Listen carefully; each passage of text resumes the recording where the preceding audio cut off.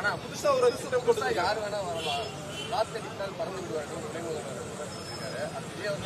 அதே மாதிரி உங்களுடைய பயத்தை நீங்க விரட்டி நாங்க பயப்படுறது நாங்க ஒன்றும் அண்ணா திமுக கிடையாது, அண்ணாவால் உருவாக்கப்பட்ட திமுக.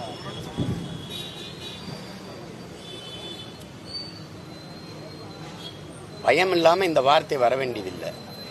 நீ என்ன பெரிய ஆளா அப்படின்னு, நான் பெரிய ஆள் இல்லையே, பேசாம போக வேண்டியது என்ன?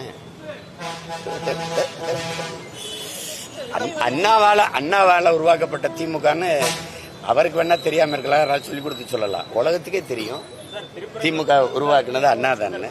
இதெல்லாம அவர்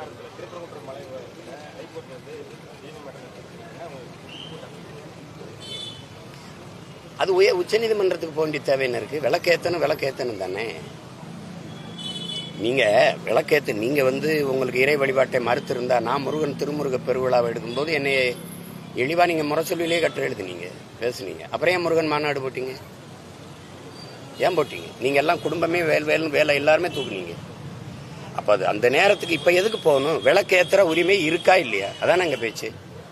சிக்கந்தர் தர்கால இஸ்லாமிய மக்கள் வழிபடுறதுக்கு உரிமை இருக்கு. அதே மாதிரி முருகப்பெருமானுக்கு இங்க விளக்கேத்துற உரிமை இருக்கு. ஒரு அரசு என்னவா இருக்கணும்? உங்களுக்கு தெரியும், தமிழன் அறம் சார்ந்தவன், தமிழ் பேரன்பின் தாய், எல்லாருக்கும் சமான்பை தருவான். அப்படிங்கும்போது அவரவர் வழிபாடு அவரவருக்கு. ஒரு கோட்பாட்டை என்ன இருக்கணும்? உன்மதம் சிறந்தது வழிபாடு, என் மதமும் சிறந்தது வழிவிடு. அதானே கோட்பாடா இருக்கணும். அப்ப நீங்க என்ன பண்ணிருக்கணும்? ஒரு அரசு பிரச்சனை வராம நல்லிணக்கத்தை விரும்பி, அமைதியை விரும்பி, அறம் சார்ந்த ஆட்சி செய்யற ஒரு அரசு என்ன செஞ்சிருக்கணும்? இருமத பெரியவர்களை அழைச்சு, உங்க வழிபாட்டுல இவங்க தலையிடக்கூடாது, இவங்க வழிபாட்டில் நீங்க தலையிடக்கூடாது, அவரவர் வழிபாட்டை போற்றுங்க, அரசு உங்களுக்கு துணை நிற்கும். நீங்க விளக்கேத்தனமா அறநிலைத்துறை வருது, நீங்க கந்திரி கிடாவட்டி கந்திரியாக்கி சிக்கந்தர் தர்கால வழிபடணுமா, அரசு உங்களுக்கு துணை நிற்குது. அவரவர் வழிபாட்டை நீங்க அமைதியா போற்றுங்க, யாருக்கும் இடையூறா இருக்காதீங்க, போங்க. இது மண்ணின் மாண்பு, அதை கடைப்பிடிங்க. இவ்வளவுதானே. அதை நீ போய் நீ அங்க உயிர் பலியிடுறதுக்கு அங்க இடம் இல்லை, அங்க அனுமதி இல்லைன்னு அறநிலைத்துறை ஒரு இதை போட்டதுனால வந்த பிரச்சனை.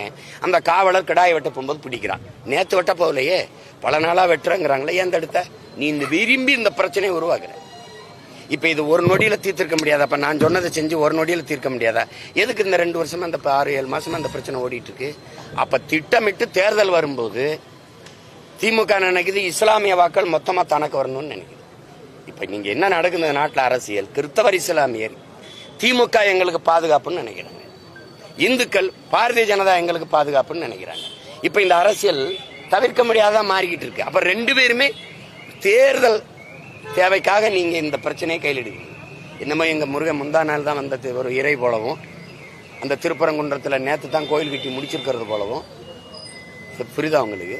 அப்ப பல ஆண்டுகளா வழிபட்டு இருந்தது இப்ப நீங்க போன ஆண்டு முருகன் மாநாடு நடத்தும் போது கூட நீங்க விளக்கேத்தலையே. ஏன் இப்ப விளக்கேத்தணும்? தேர்தல் வரும்.